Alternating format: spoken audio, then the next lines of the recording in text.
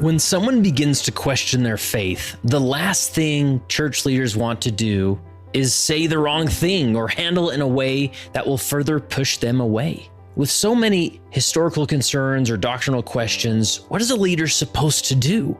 I'm happy to report that Leading Saints is here to help with the Questioning Saints Library. This is a full library of 20+ presentations related to how to minister to an individual who is questioning their faith. We cover topics like how to answer tough questions, maintaining relationships when someone leaves the church, and how to embrace doctrinal ambiguity. If you want to review all the sessions from the Questioning Saints Library at no cost for 14 days, simply go to leadingsaints.org/14. That's leadingsaints.org/14. While you're at it, we'll give you access to all of our virtual libraries that cover several leadership-related topics. So click the link in the show notes or simply visit leadingsaints.org/14.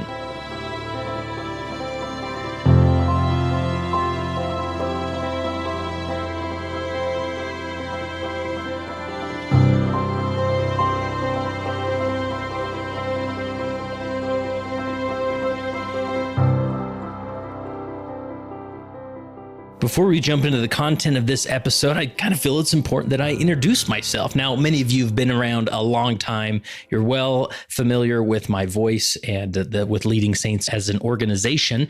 But if you're not, well, my name is Kurt Frankum, and I am the executive director of Leading Saints and the podcast host. Now, Leading Saints is a nonprofit organization dedicated to helping Latter-day Saints be better prepared to lead. And we do that through, well, content creation like this podcast and many other resources at leadingsaints.org. And we don't act like we have all the answers or know exactly what a leader should do or not do, but we like to explore the concepts of leadership, the science of leadership, what people are researching about leadership, and see how we can apply them to a Latter-day Saint world. So here we go.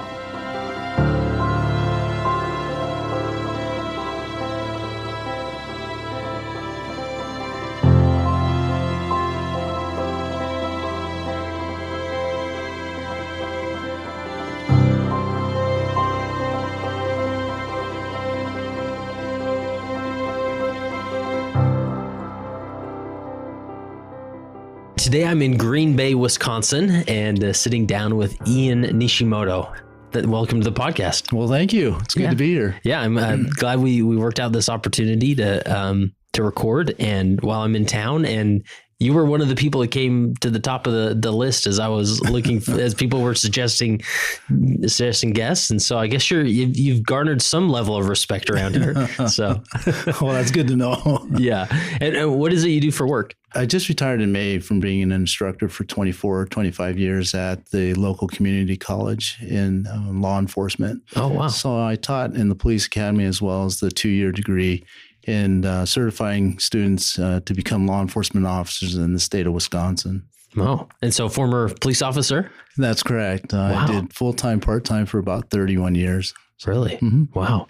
And then got an opportunity to teach. And I imagine that was a beneficial part of your career? Oh, yes. Yeah. It was very good. Anytime you can influence a bigger audience rather than a traffic stop or some sort of bad way, it's always a good feeling. It's a great way to influence people to do the right thing. Nice.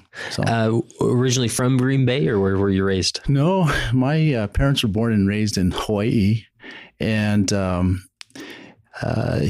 when Pearl Harbor was bombed, my father went into the war. And so he served in the 442nd that went to Germany and served as the all Japanese American unit out there. And he made the military his career. And so came home and asked my mom to marry him, and off they went. So I traveled around quite a bit around the United States and had an opportunity to live in Japan for a while. So, yeah. Nice. So were both your parents Japanese? Yes. They're both Japanese. They're both born and raised in Hawaii. Oh, wow. Did they speak Japanese in the home growing up?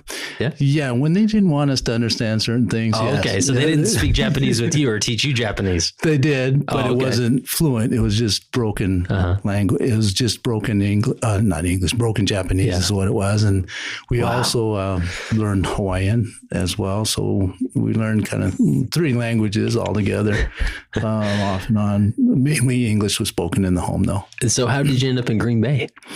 Well, I met my wife at the infamous mating grounds of BYU. Okay, I've heard that story before. And I was going to Utah Technical College. I was just graduating. I just got off my mission and thought, well, I'll finish out there and then head up to where I wanted to go, was Weber State. So I met my wife. She was in a family home evening group that we had. And so we met, we fell in love, and the rest is history. So, nice. And is she from Green Bay then? Or yes, she's actually Oneida. She's an Oneida tribal member. Yes. Gotcha. Mm-hmm. Okay, so tell me about the Oneida tribe. I mean, obviously it's a Native American tribe, but any other details you could add to that? Sure. The Oneida tribe, the Oneida Nation, actually, they're the Iroquois, from 6 nations of the Iroquois, Native Americans in New York. So a group of them. Part of them went to Canada. Part of them stayed there in New York, in Oneida, New York, and a section of them came this way to Oneida, Wisconsin, right outside of Green Bay. Mm-hmm. Nice. So there is an official reservation in the Green Bay area. That's correct. Okay. Mm-hmm. But it's not, because my in-laws live in Blackfoot, Idaho, and there's a reservation nearby. It's very rural and spread out, lots of land, and you can sort of tell when you're on the reservation. But here in Green Bay, it's not necessarily like that. No, it's beautiful. In fact, part of Green Bay the part of the city limits actually lies on the reservation. Oh, wow. So there's a lot of political things that go on between the tribe and the city of Green Bay. Nice. You're currently in the stake presidency. And how many wards are in your stake? There's 13 units in the stake. Okay. And the Oneida Ward is one of those. That's correct. Okay. Has the Oneida Ward been around a while then? Well, it was a branch. Okay. And actually, for the growth of this area in the northeast area of Wisconsin, the Oneida Branch was formed in the late 40s. 1948, I believe it was, when the first branch was being formed. And since that time, the branch had been opened and closed 3 times. Once in 1970, the other one was 1970, 80. And the last time it was closed was in 1985. Okay. And so it had its ups and downs. Mm-hmm. And so now it's back. We established a branch. When it came back, when we recreated the branch, was in 1994. Wow. Yeah. And you were around at that time? Yeah. That's correct. Yeah. Oh, okay. Nice. And you served as the bishop of the Oneida Ward for how many years? Well, I served as the branch president for twice, and then bishop as once. Okay. So were you the bishop when that transition happened from branch to ward? That's a good question. Actually, I was not. Oh, okay. And so, so actually at that time, we made a switch because we were in another stake. And so when we went from the stake to this stake, from the Appleton stake to the Green Bay stake, I was transitioning from patriarch to non-functioning patriarch. Oh, okay. So we're switching. So you were the patriarch in the last stake. Right. Interesting. Yeah. Okay. And was that after your time as the bishop of the Oneida Ward, or? No, that was before. Oh, before. Okay. Yeah. So Oneida was a branch. And then, so when they formed, or I'd say they took the Oneida Ward and actually annexed it to the Oneida Branch, I'd say, annexed it to the Green Bay stake. And then they took part of the second ward, Green Bay second ward, put it with Oneida, and made us the Oneida Ward. Gotcha. And that was in 2016, I believe. Oh, okay. It's not too long ago. No, it was really recent. Yeah. Gotcha. So when it comes to like branches or wards of reservations, mm-hmm. I don't know if that's the best way to say it, but obviously I would imagine most of the members of that ward, they're very Americanized. You're speaking English in the church and in the classes. Do they have their own language, or? Yes, they do. In fact, that was resurrected not too long ago as well. Wow. So we saw a lot of things happening at the time. that the church was actually reestablishing itself in the community. Yeah. And I realize it's going to sound like a very naive question, but I think it's worth getting out. Like, so why do we need a reservation branch? Why not just group them into all the other English speaking wards in the area? That's a great question. Well, one thing is the Oneida area, or the Oneida branch, originally, when it was established in 1948, it opened and closed, like I mentioned before.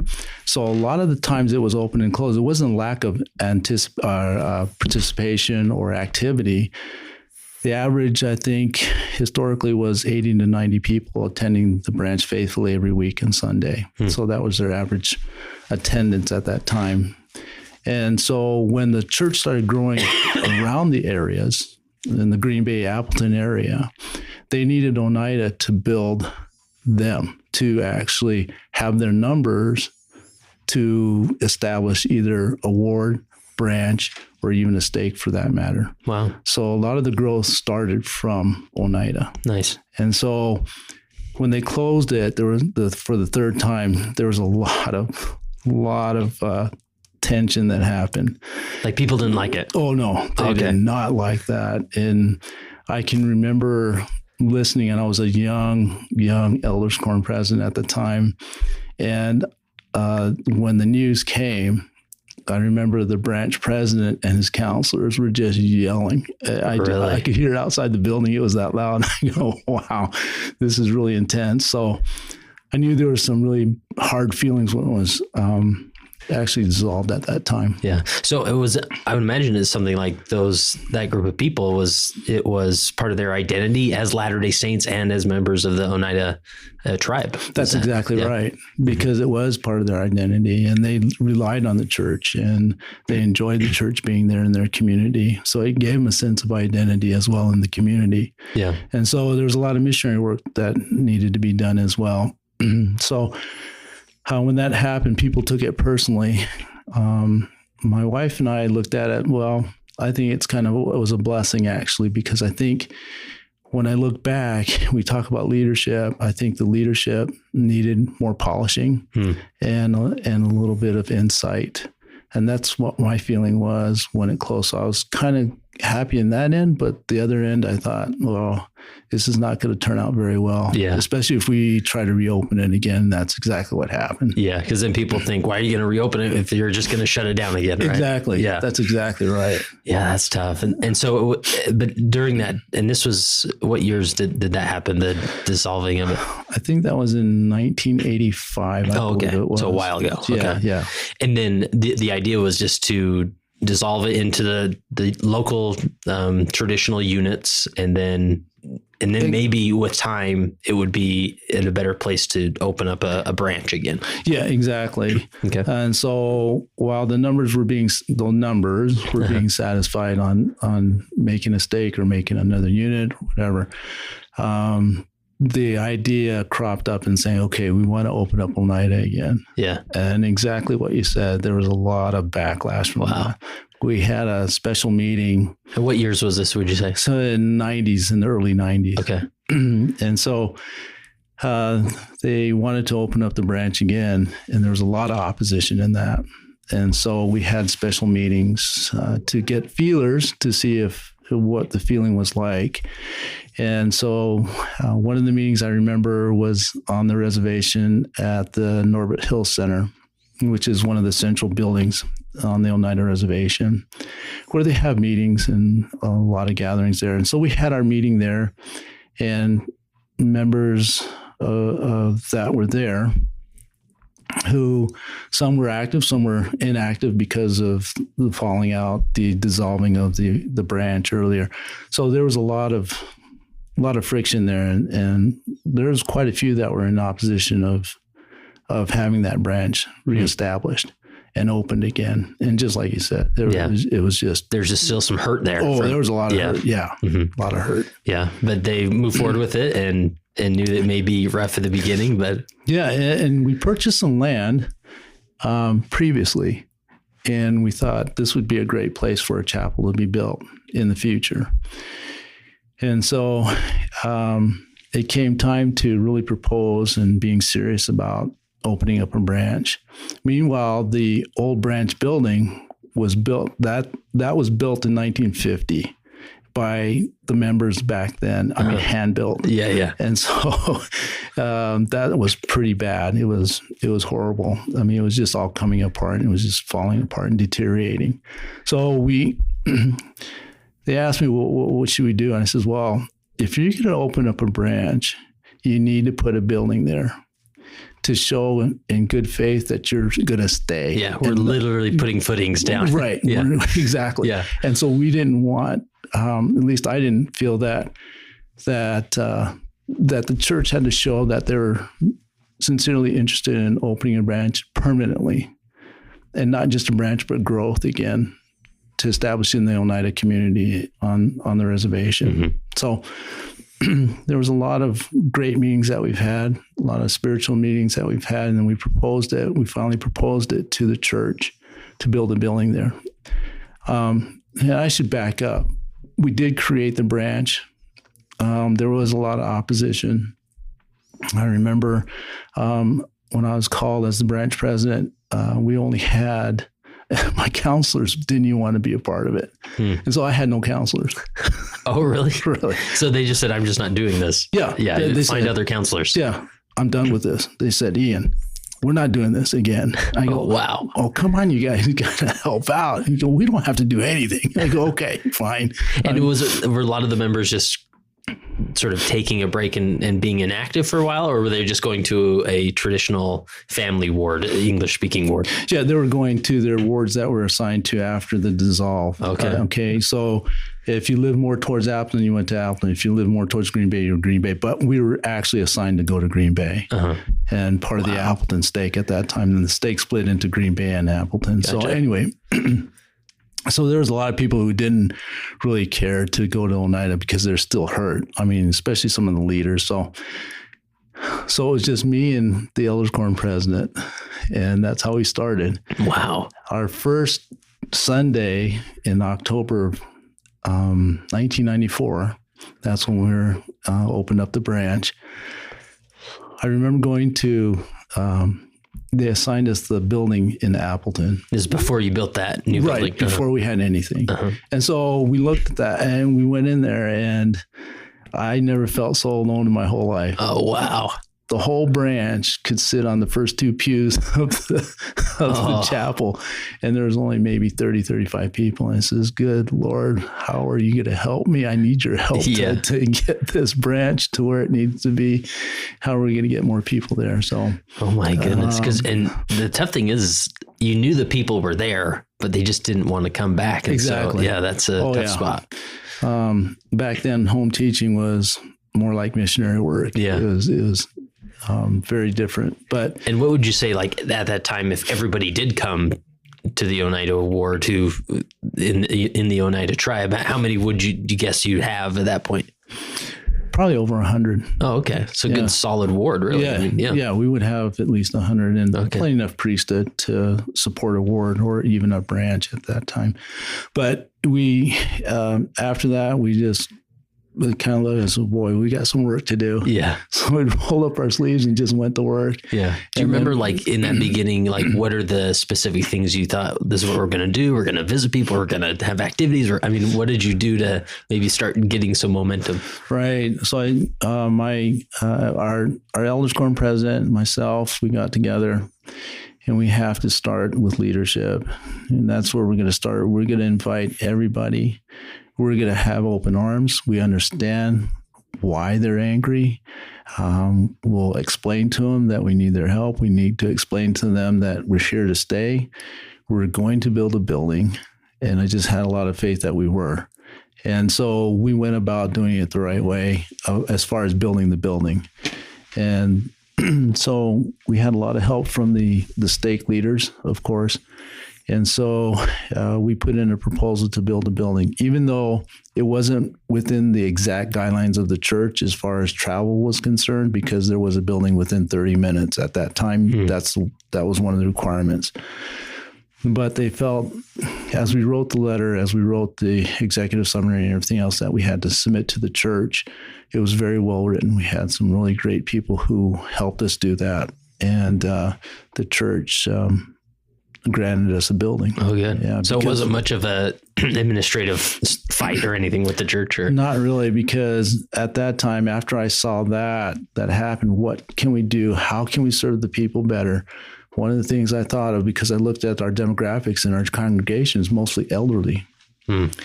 And if you never traveled in Wisconsin winters for 30 minutes, it's a long, long time.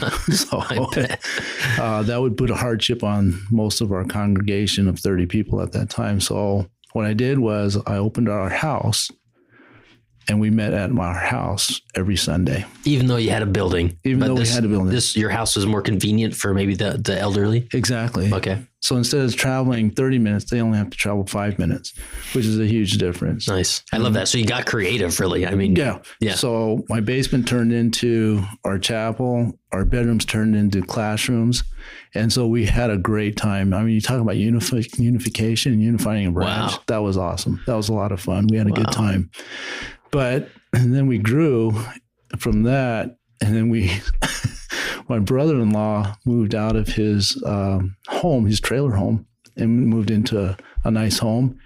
And so we asked him, can we use the trailer? He says, yeah. So we gutted it and used that part of another priesthood meeting we would hold there. Oh, wow. Sometimes we'd hold sacrament meeting there. And then we used my mother-in-law's house for Relief Society and other things. So, and this is in the 90s, right? Yeah, this isn't like 1910. No, this is 94, 95. Wow, that's incredible. And then in 97, I think it was, or 96, we actually had the building built to the original piece of property that the church had purchased about 10 years before. Nice. And so during that time, as you're bouncing around to different homes and whatnot, was it a steady sort of growth? Like suddenly this family would show up, and then you'd add another one. And that's exactly right. Wow. It was a steady growth. We grew to about 60 people. Wow. And so by the time you moved into the new chapel? Right. Okay. And so once we got the chapel in and everything was settled and people knew that we were to stay, there was a lot of people I went and visited because they thought the church will never come back. And I said, it's back. And you promised me you'd come. Oh, nice. So we had a lot of good people come back. Wow. And activity started. And so by the time I was released after 6 years, our stake president proposed to build a addition to the chapel because we had over 120 people coming into a 4,000 square foot building. So it was like a smaller chapel design. Exactly. So it's built so that you could add on. It's like a phase building. So the first building was only 4,000 square feet, but we took it. And you were the only unit that was using that building. Exactly. Exactly. So it was the first type of its kind to be built, especially in this area, but anywhere in the church, it was a different design. So we were very blessed by having that design. And now we have the second phase to that, but we're now pushing for the final phases to make it an actual ward building, if you will. Wow. So how many years was that from being reestablishing the branch to having the building? Any estimate? Oh, I'd say 20 years. Oh, okay. So it was 94, 97, and then 3 years. To that second phase, it probably was... I'd say about 10 years. Okay. Yeah, less than 10 years. So how long were you the branch president then from when it was reestablished? About 6 years. Okay. And then the change happened, changed leadership. And then later on down the line, I was called again. Branch president again? Branch president again. And then in 2016, when they annexed part of the Green Bay 2nd Ward to the Oneida Branch, we became a ward. Bishop was called and then he left, and and so he took another job somewhere else. And so they asked me to be a bishop again. I said, or bishop for the ward. And I said, sure. Yeah. Wow. And was that your first time ever being a bishop, quote unquote bishop, rather than a branch president? Yes. Yeah. Wow. Yeah. And that only lasted a year, and then I was called into the stakes. So okay. And then your current calling. Yes. Wow. Interesting. Okay. So I just appreciate just that, because I bet day to day or week to week, month to month, even maybe year to year, you're thinking, man, this is a slow go at times. I mean, were there discouraging times, or were you always upbeat about it? I try to be upbeat about it, but what I learned a lot of things. First about inactives. I always thought, okay, no problem. We'll get them back to church and they should be able to remember everything that they remembered and get going on callings and things like that. And that didn't happen. I learned something important about that you can't assume that they remember everything that they once knew. It's almost like retraining them again. Yeah. Especially when certain things might have changed in the church, policies and procedures, but mostly about their spiritual side of things. And I learned that in the first 6 months when we had some inactives come back, and I go, wow, how dumb I was for assuming that they would know how to do things and know how to organize and keep things going in their homes and being active in their homes and understanding the purpose of the church. And so that was a big learning curve for me. And I go, wow, that was huge for me.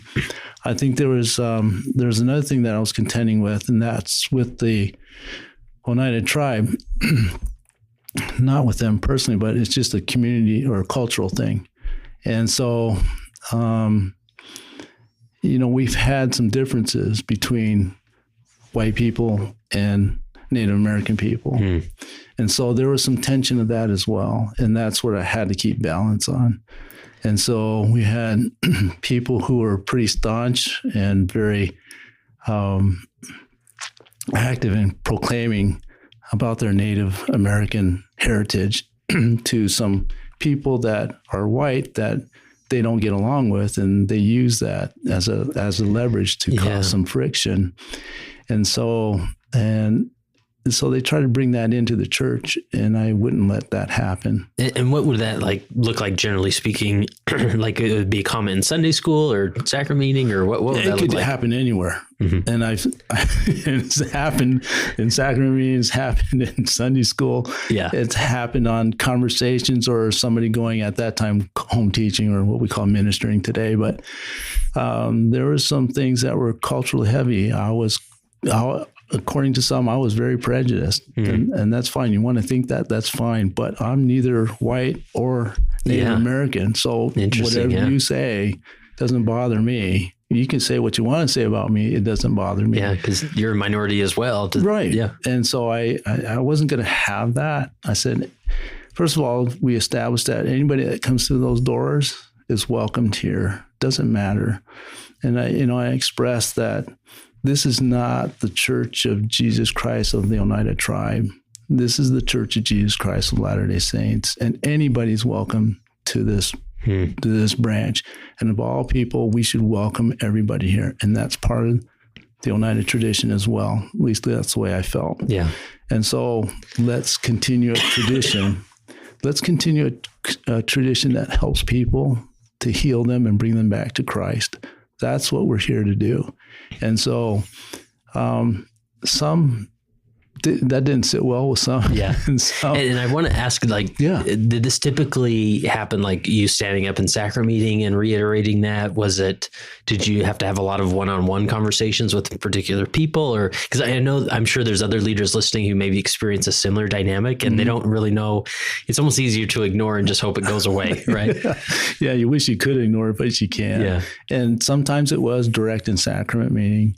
And most of the people know me in Oneida that I'm pretty direct, especially when it comes to certain things such as that, especially hurting people who don't intentionally want to hurt people, but they just don't know how to express themselves. And I understand that. And sometimes it was in private conversations. This one member, she was adamant that I was just a prejudiced person, and she actually called me a Chinese communist, which I thought I thought that was pretty funny because you got the wrong country, first of all. I thought, okay, you can call me anything you want, right? But as a leader, it pushes you one way or another, and you just have to remember who you represent and who you are working for, and who you're serving. They're still sons and daughters of God, and we still have to really extend our Christ-like heart to them and to love them as best we can. Yeah. And it's hard. It's really hard sometimes because it's predominant in that culture, in the culture itself and in the community itself where, it's not so bad now, but back then it was pretty black and white. Where people stood, which is fine with me. Yeah. And I just love that concept of, as a leader, just constantly reiterating the message, like anybody's welcome here. Right.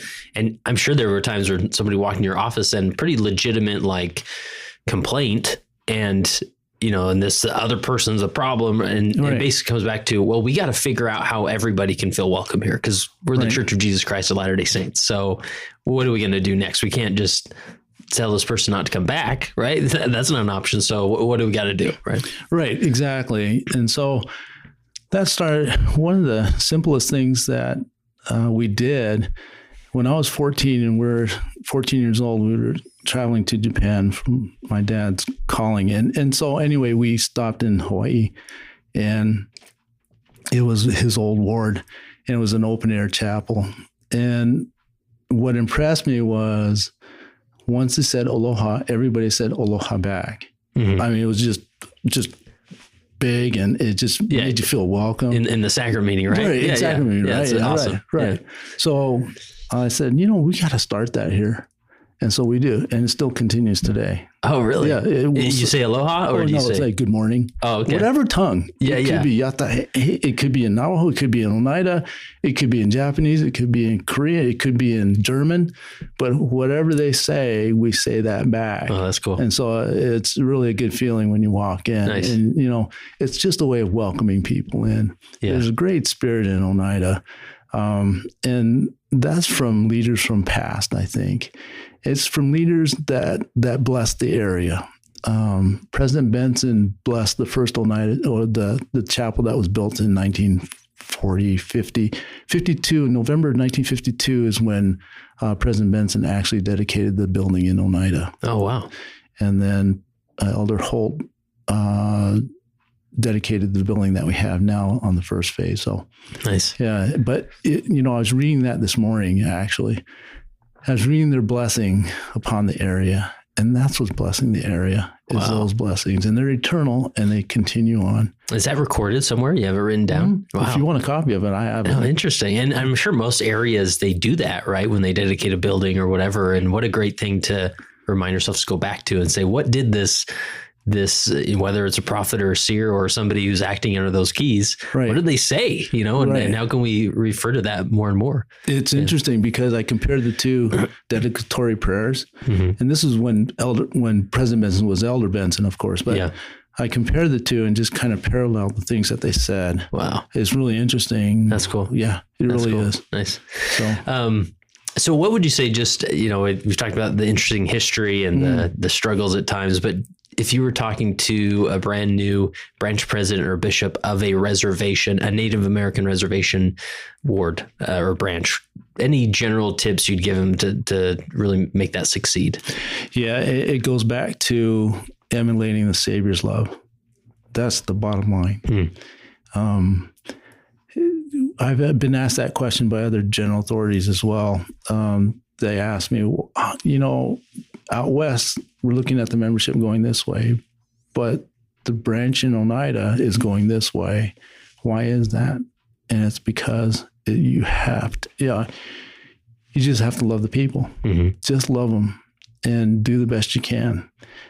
Be patient. Things will happen for that person or for that leader, but really it comes down to the love of the Savior. Yeah. They feel it. They'll mask it through calling you names. They'll mask it by doing things that aren't, within church guidelines. They'll do things just to spite you. But again, what do you think the Savior went through? Yeah. Right. So what did that look like for Bishop Nishimoto? Like how did you love the people, like on a day-to-day experience? How did you actually go about doing that? What did it look like? I think that took years to figure out. And first of all is the culture. What is valuable to them and what do they place value on? And that's what I would look at and help them understand that value comes from our Heavenly Father, that those things that they value the most is what I focused on, whether it be just talking to them, asking them stories from the past, because that's so important with family history. Oh, yeah. And things like that. I think most of them love to listen to old stories and just to talk. Yeah, especially related to the tribe, right? Well, exactly. Yeah. And for me, that educated me tremendously. And there's just a pure spirit there that exists. Recently we've had, I think, several baptisms per month. We've been averaging, I think, one per month, I think. And then also we've had a lot of move-ins from out west, from all over. And it's just not because it's their job. Mm-hmm. Most of them, when I talk to them, in fact, yesterday I just had an interview with a family, and they moved here because they felt like they needed to be here. So it's not just because of a job or they wanted to go somewhere different. There's a common denominator with all of them, that they felt the spirit to move here, and they love it here in the Oneida Ward. So what does that tell me as a leader? Something's being prepared. And I've always felt that someday Oneida will be a stake. That's what I really feel deep down inside, that it would be a stake soon. I have the boundaries kind of figured out. Oh yeah, you got the maps ready to go. Huh? But and does that happen? Is there like Native American stakes out there yet, or no? Okay, so this would be a first if it did happen. I love the faith. I love that. I think it'll be, and I just feel that. And of course, President Petit and the state presidency is working hard to form at least another stake or two that we'd like to have, and I think that's what the Lord would like to have here in Green Bay. That's cool. So that's awesome. I want to make sure I'm not missing. So you mentioned your dad's calling, doing some traveling. Was your dad a general authority, or? Well, he interesting. He was called to preside over the Japan Fukuoka mission. Oh, okay. 1973. Wow. So he went there, and we went with him. And what was his name? Arthur. Okay. Arthur K. The middle initials K and Nishimoto. Wow. And so he was called to Japan. And what's interesting about that, and I don't want to go off key here, but sure, off the pathway here, but that was all part of a revelation given by Heber J. Grant, that at some point in the future, the Japanese will hear the gospel from their counterparts that grew up in Hawaii. Yeah.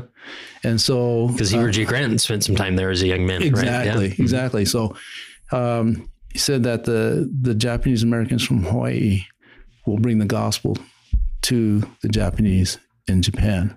And that's how it's going to be reached. Wow. So all these kids that grew up in Hawaii when they're young and little teenagers, playing basketball at Mutual, became members of the church, went to war, came back, and now they're all called to Japan. Now, wow. Adney Komatsu, Elder Komatsu at that time, he was the first, I think one of the very first to go over and start the mission. But I think when my dad went over, if I remember right, he had the Japan West mission. And I think there was only 2, maybe 3 missions, maybe 4 at that time. And then before he left, there were 9 missions that were created in Japan in that 3 years. And then all of them were presided over by all these kids in Hawaii. Oh, really? Yeah, that grew up together as youth. Yeah. There's a book that needs to be, maybe it's already been written, I don't know, or a movie that needs to be written. So that's interesting. So we thought that was very interesting. Then after he was done with his mission, he was called to preside over the Tokyo Temple, the building of the Tokyo Temple, with Elder Kikuchi at that time.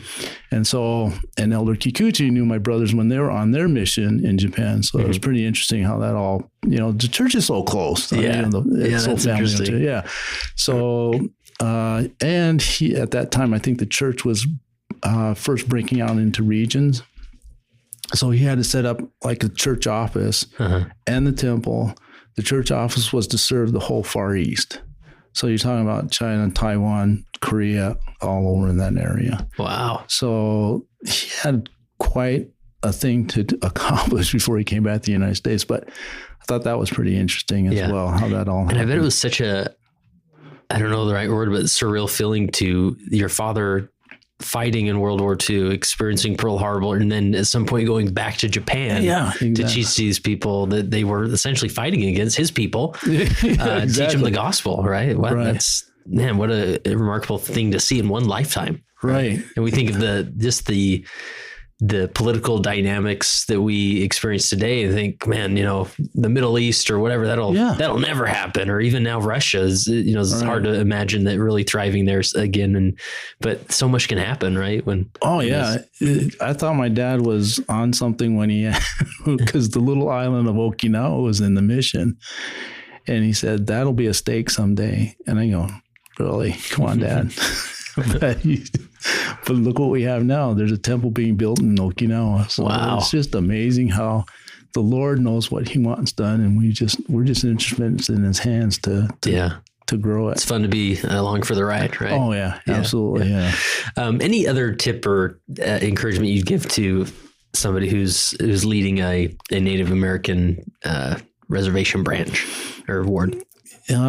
Just not really. Okay. It's just loving them. Yeah. And missionaries that come to our ward or our branch at that time, we had couples that came. They were fantastic missionaries. Mm-hmm. We had one couple that never stepped out of Salt Lake City. So there's a few of those. Yeah. It was some education that we had to do.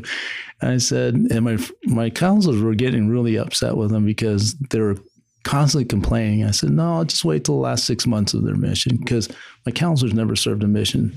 So I said, just wait and you'll see. So we had a meeting one night and I said, listen, why don't you guys, have you ever, brother and sister so-and-so, have you ever been to the Oneida Museum? They go, no. I go, why don't we go over there and learn about the culture and learn about the people? And they did. And they learned more. And they learned more, and they saw the love of the people that love them. Yeah. And so once they figured that out, it was really interesting because the last month of that, we don't want to leave. We don't want to leave it. We want to stay here. So again, what a great lesson. It's just loving the people. That's all I can really advise. And just be patient, learn the culture. If you don't understand the culture, learn what the people value. Yeah. What do they really value? And common denominator, everybody wants to be happy. They want to be joy. They want to feel joy. They want to know what family is. And so the gospel is the perfect answer for it. It's just a matter of how we present it and how we go about doing it. Yeah. And the Lord will lead us that way. He always does. We just need to listen and follow. But the bottom line, big denominator is to love and to love unconditionally. It's tough. It's hard. I'll guarantee that. Yeah. I love that concept of go to their museum, right? Yeah. And obviously there is an actual Oneida museum, but a lot of times maybe if these people don't have a museum, that museum is their home. Go to their home, learn about them, their history, what makes them tick, right? That's a great way to put it. Yeah. That's a perfect way of putting it. Cool. Yeah. They don't have a museum, go to their homes. Yeah. You've got to know who they are. Who are you ministering to? Who are you loving? Yeah. Go see them, visit them, make sure, cool. And just be a service to them. That's all they want. All right. Another random thing you slipped in there is you've been a patriarch. Mm-hmm. And how does that work? You're still currently a patriarch, but you're an inactive patriarch. Like, does it say on your church records patriarch, or how does that work? No, it doesn't say patriarch, but it is non-functioning. So when you're not called or active doing it, it's just the title they give you is non-functioning patriarch. And you can still give blessings just to your grandkids or family or whatever, but immediate family. But you have a different patriarch in the state that's active, right? Yeah, Brother Zeal, he's phenomenal. He's great. Awesome. So how old were you when you were made patriarch? Well, I was, the handbook said 55, but I was 54. Oh, really? So, yeah. So there is a minimum age? Mm-hmm. Oh, I didn't know that. Yeah, no, that was in the old handbook. Okay, I don't know about the new handbook. That's true. Look that up for you listeners. Don't take it from us. Right. Interesting. So what's the story behind that? President Kent, who was the president of the Appleton Stake, he searched for a year to find the right patriarch because he knew the acting patriarch or the patriarch that was in place he was having health issues, health problems. And so he started his search for a patriarch a year before he called me. And I remember a 5-minute interview. You talk about leadership. Oh my gosh. And I was on the high council and he goes, Ian, do you have a second? I go, sure. He goes, I just need to talk to you. I go, okay. So we walked in his office and it was a 5-minute interview. I've never felt more, I don't know if it was devastated or if I wasn't doing my work. And he just said, you need to live better. Oh, wow. I go, okay, you need to study. You need to study more. I go, all right, President, I will do that. He goes, just to let you know, we love you, but you need to pick it up spiritually. I go, okay. And that was it. That was my interview. But at that point, you didn't say anything about the No, patriarch. I had no clue why he said that other than, it's not the first time I've been in the principal's office either, but I get it. It was, it was something on his mind. And so, and I always loved President Kent. I mean, he's phenomenal. And so I took it as, okay, I'll do what that. year about was this? Jeez. Sorry, I'm really... Now you're asking really tough questions. Let's see. That was about 9 years ago. Oh, okay. Yeah. 8-9 years ago. Okay. So you'd been the branch president and... Yeah. And that was this time, at that time, I was just on the high council. So okay. Not just, but I was on the high council. Yeah. But anyways, I said, okay. And then it was probably about 6 months later that he pulled me in his office and asked my wife, Kim, to come with her. And I said, oh, this is going to be interesting. And so he called me as a patriarch and I just about fell over. I thought, I'm not ready for this. Yeah. He goes, you are, because I asked you to be. Yeah. And I go, okay, now I get it. Wow. And he said, what was interesting, and I hope he doesn't mind me sharing this, when he was in the temple, he received an answer. And he received it by actually seeing my mother and father in the temple. Wow. Who were deceased. Powerful experience. Yeah. They were deceased, and he saw my other relatives as well. He needed something miraculous to convince himself that this was that Ian was the guy, right? Exactly. So, wow. And to really make me aware of how important this is and how it all came about. So, and that, I mean, it's such a unique calling in our faith tradition, very intimidating, right? I mean, we see patriarchal blessings as personal scripture. I mean, we use that framing and verbiage. And so you can put a lot of pressure on yourself, walking into that role. So, I mean, what did you learn in that, transitioning into that calling? Well, I felt very inadequate, of course, very inadequate. And, I did take it upon myself to even study even more than what I was studying, but more focused on tribes, more focused on the 12 tribes of Israel, focused on Abraham, the Abrahamic covenant, all those things that pertain to patriarchal blessings.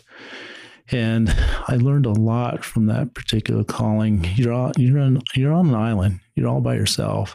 And I couldn't understand that until after maybe the first year of giving blessings. And I go, I understand why we don't have any other calling attached to this. Yeah. It can be very distracting. Yeah. And after a year, there's times where I didn't even want to go back to work. I was having so much joy giving blessings and seeing people step a little bit higher when they're done with their blessings, when they receive their blessings, being more confident about themselves, knowing that somebody cares for them. That's, higher than, that's the highest up, right? Our Savior Jesus Christ and our Heavenly Father who care for them. I learned a lot about the importance of a patriarch and being prepared for that. I remember President Kent said, you might want to go to the church library and read those patriarchal blessings out there. Oh, that's a good idea. Next time I'm out in Salt Lake, or request to go look at some of them. And I called the church office. I just called the church library and said, hey, I would like to view some of the patriarchal blessings before I give my first patriarchal blessings to get the feel for what I'm supposed to be. And these are like patriarchal blessings from your stake, or whatever. Or just any. Any patriarchal blessings. Let me see the other guys work, right? Yeah, right.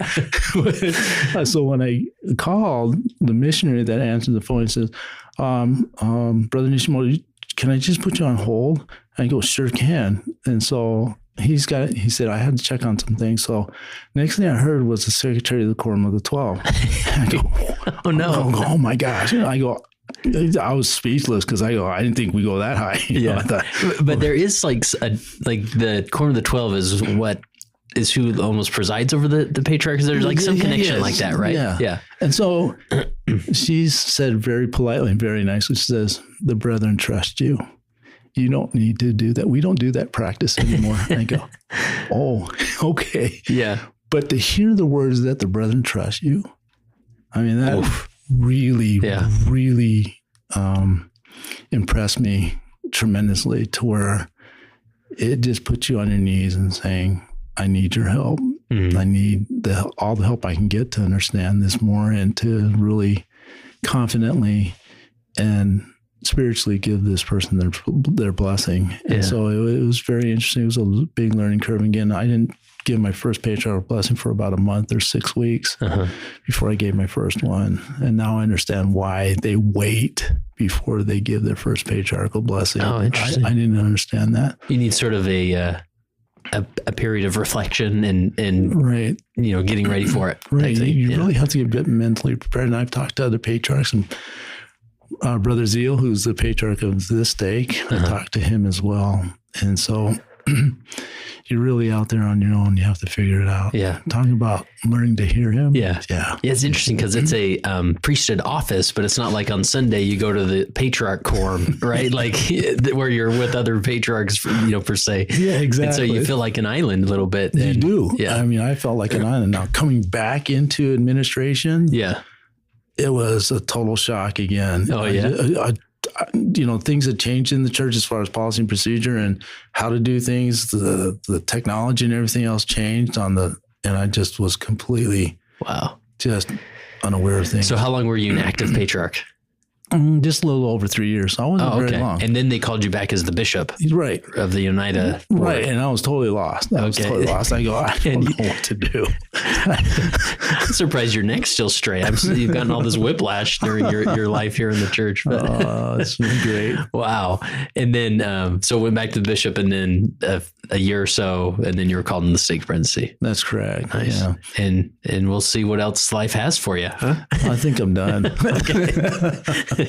Nice. Well, any other thought or principle that we didn't touch on that would be worth mentioning, or we cover it? I think we covered a lot. Awesome.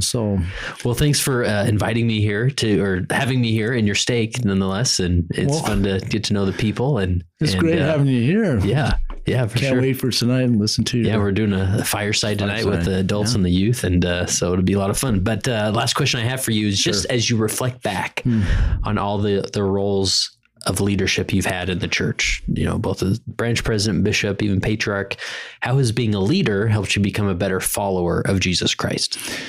I think, that's a really poignant question. That is interesting because the more I learn about leadership, the more I learn about Christ, the more inadequate I feel. Not inadequate, but I know that it just humbles you even more because there's so many things that I haven't learned yet.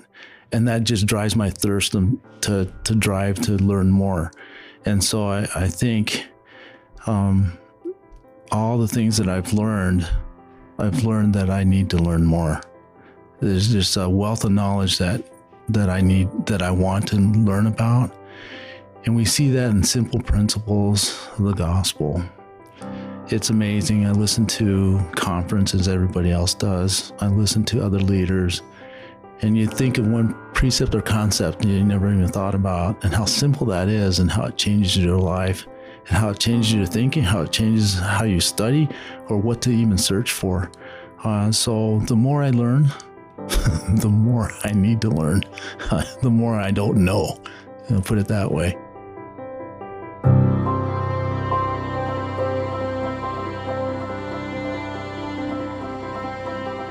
And that concludes this How I Lead interview. I hope you enjoyed it. And I would ask you, could you take a minute and drop this link in an email, on social media, in a text, wherever it makes the most sense, and share it with somebody who could relate to this experience. And this is how we develop as leaders, just hearing what the other guy's doing, trying some things out, testing, adjusting for your area. And that's where great leadership's discovered, right? So we would love to have you share this with somebody in this calling or a related calling, and that would be great. And also, if you know somebody, any type of leader who would be a fantastic guest on the How I Lead segment, reach out to us. Go to leadingsaints.org/contact. Maybe send this individual an email letting them know that you're going to be suggesting their name for this interview. We'll reach out to them and see if we can line them up. So again, go to leadingsaints.org/contact, and there you can submit all the information and let us know. And maybe they will be on a future How I Lead segment on the Leading Saints podcast. Remember, to access the Questioning Saints library for 14 days, visit leadingsaints.org/14.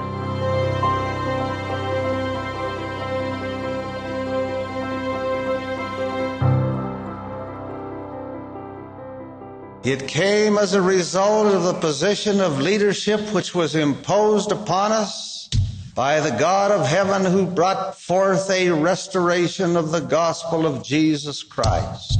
And when the declaration was made concerning the only true and living church upon the face of the earth, we were immediately put in a position of loneliness, the loneliness of leadership, from which we cannot shrink nor run away, and to which we must face up with boldness and courage and ability.